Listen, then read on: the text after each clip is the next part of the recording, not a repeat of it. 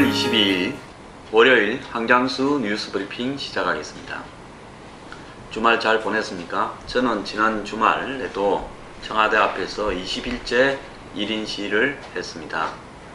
지난 토요일에는 비가 굉장히 많이 내렸는데요.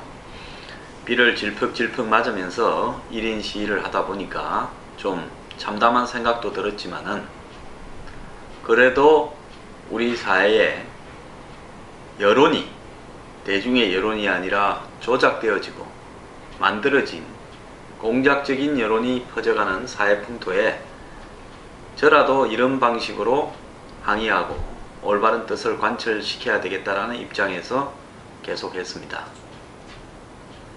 자, 이 황장수의 뉴스 브리핑 좀 더 나은 방송을 만들기 위해서 노력하겠습니다만은 여러가지 조건이 열악해서 저 혼자서 작가도 하고 방송도 하고 이러다 보니까 좀 어려운 점이 많습니다. 앞으로 더 좋은 방송이 되도록 하겠습니다.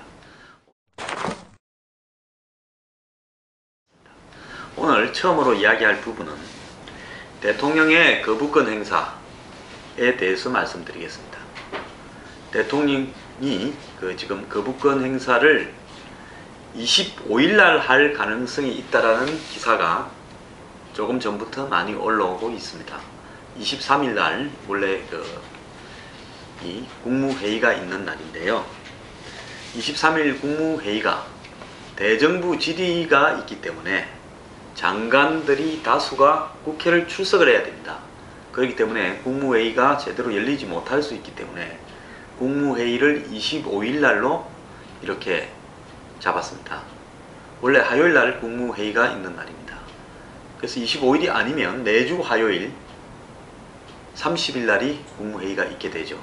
그래서 애초에 30일날 대통령이 거부권을 행사하지 않겠나 이렇게 예측이 됐는데 실제로 좀 당겨서 25일날 할 가능성이 높다고 합니다. 메르스 때문에 대통령 거부권이 메르스 와중에 정정을 한다 이런 어떤 비난을 받을까봐 좀 메르스가 진정되고 난 뒤에 하겠다 이런 입장이었는데 실제로 지금 메르스 환자들이 굉장히 적어지고 진정 추세로 접어들고 있기 때문에 기왕에 할 일 같으면 매도 빨리 맞는 게 낫다. 그래서 대통령이 25일날 거부권을 행사하지 않겠나 하는 것이 제 생각입니다. 막상 대통령의 거부권이 가시화되자 야당이 지금 중요한 문제를 걸고 나왔습니다.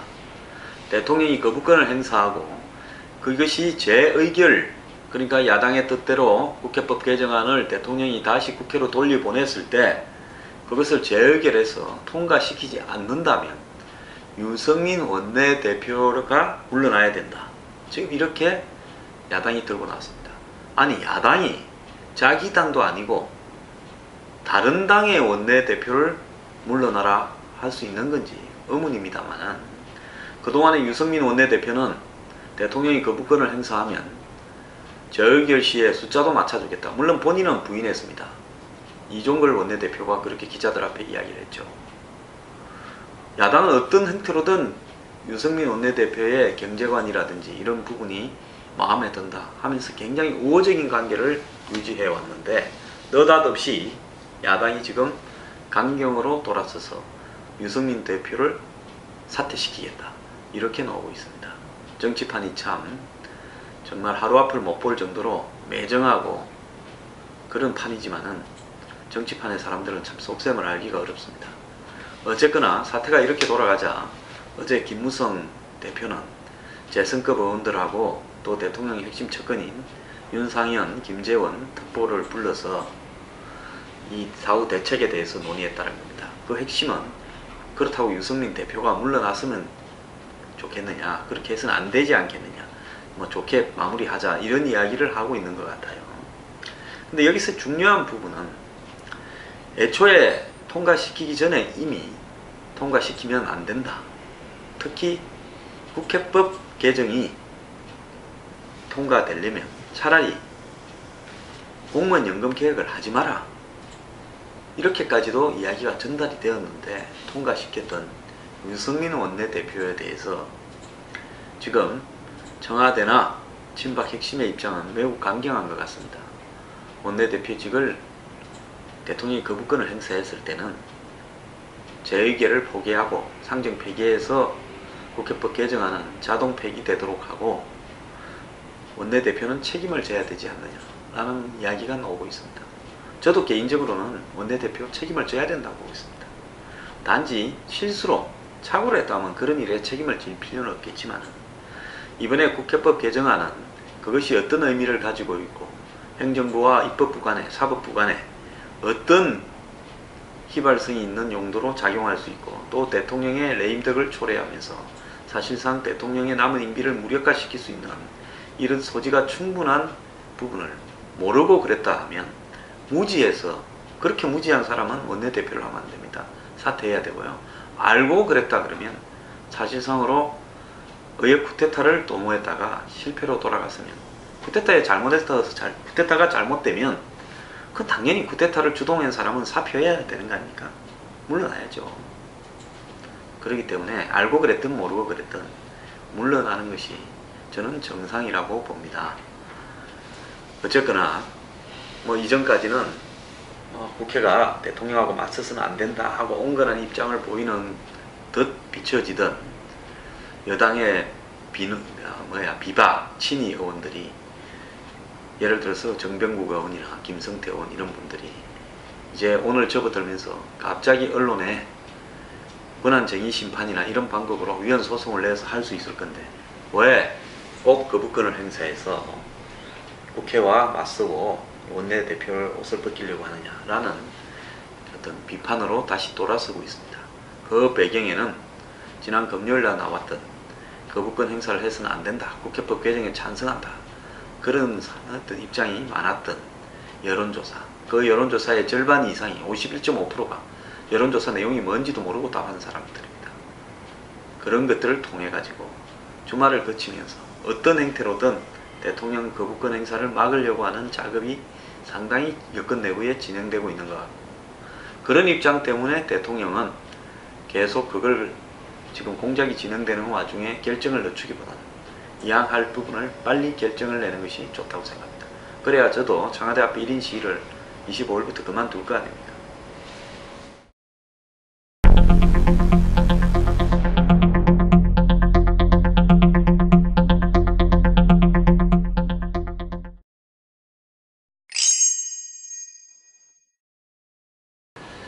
법무부 장관에 김현우 서울고검장이 임명되었습니다.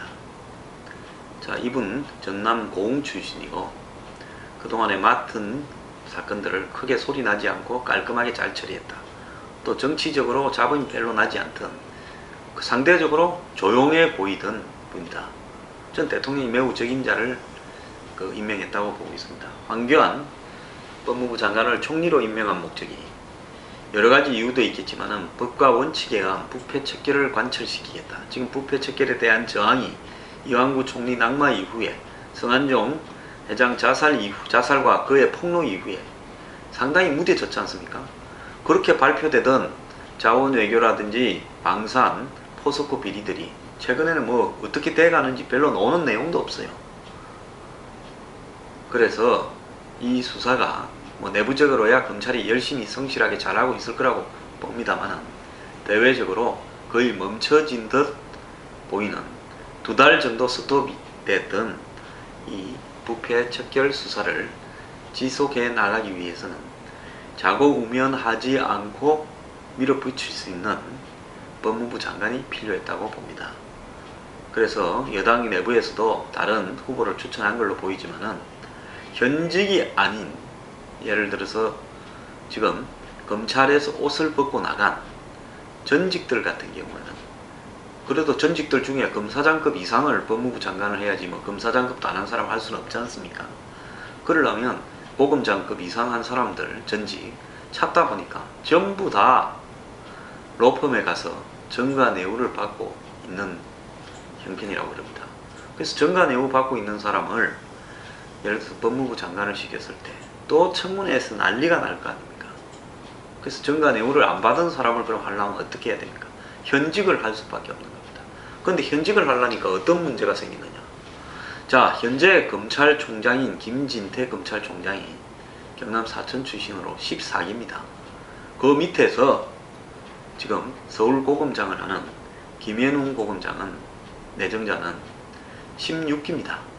그러니까 기수로도 낮고 직급으로도 낮은 사람이 위로 올라가서 검찰총장 위에서 법무부 장관을 하게 되면 검찰총장이 이건 나보고 옷 벗고 나가라는 거 아니냐, 그간에 내가 뭐 저기 부패 척결 수사에 좀 소극적이었다, 그래서 나를 내보내려는 거냐, 이런 또 시비가 걸릴 수가 있습니다. 그러니까 청와대가 또 검찰총장에게 당신의 임기를 보장하겠다. 지금 김진태 검찰총장은 최동호 검찰총장이 한참 시끄럽고 물러난 2013년 12월에 임명이 되었습니다. 검찰총장 임기는 2년입니다. 그러니까 2015년 12월 올 연말까지 김진태 검찰총장이 임기입니다. 그러니까 청와대는 원턴 원치 않던 관계없이 연말까지 임기를 보장하겠다 라는 이야기를 해주면서 결국 새로운 법무부 장관을 임명하게 되었다는 겁니다. 참 법무부 장관 임명하기 어렵습니다. 근데 지금 검찰 내부에는 과거에 뭐 정치권의 당대표급, 원내대표급, 사무총장급 지낸 인물 여럿이 이런저런 사건으로 아마 이 조사나 소환을 대기하고 있는 것 같습니다. 오늘 아침 신문에도 김한길 전 민주당 대표를 불렀다, 뭐 성완종 씨 관련 사건이다, 뭐 이런 이야기도 나오고 마무리를 하려고 불렀다, 뭐 이런 이야기도 있는데요. 좌우간 검찰의 라인업, 그러니까 법무부 장관 또 더 나아가서 검찰총장 이런 부분들이 조속히 확정이 되고 마무리되면서 검찰이 부패 척결 수사에 가속적으로 나설 수 있는 그런 어떤 환경이 빨리 마련돼야 되고요. 그렇게 돼야만이 황교안 총리를 굳이 이 시점에 총리로 임명한 어떤 그 의도나 목적이 관철될 수 있는 겁니다. 지금 여야 정치권에는 대통령이 힘을 빼고 이 정부의 힘을 빼서 또 메르스를 통해서 정부가 이렇게 무너져가는 모습을 이렇게 끌어내면서 부패 척결 수사를 막으려고 하는 움직임이 야당에도 여당 내부에도 아주 광범위하게 퍼져 있습니다.